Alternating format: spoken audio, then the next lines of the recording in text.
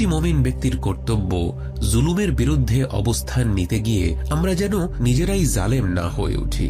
ঠিক যেমন শান্তিপূর্ণভাবে ন্যায় দাবি নিয়ে বিক্ষোভ করা প্রতিটি মানুষের অধিকার, মানুষের জান এবং মালের নিরাপত্তা তাদের অধিকার, আমাদের দেশের ধর্মপ্রাণ মানুষকে বিশ্ব দরবারে সহিংস রূপে উপস্থাপন করতে চায় একটি স্বার্থান্বেষী গোষ্ঠী। এই মহৎ প্রয়াসকে কলুষিত করতে নিরন্তর চেষ্টায় লিপ্ত থাকবে শয়তান এবং তার বাহিনী। ছায়া হয়ে ঘুরে বেড়াবে বিভ্রান্তির ছদ্মবেশে।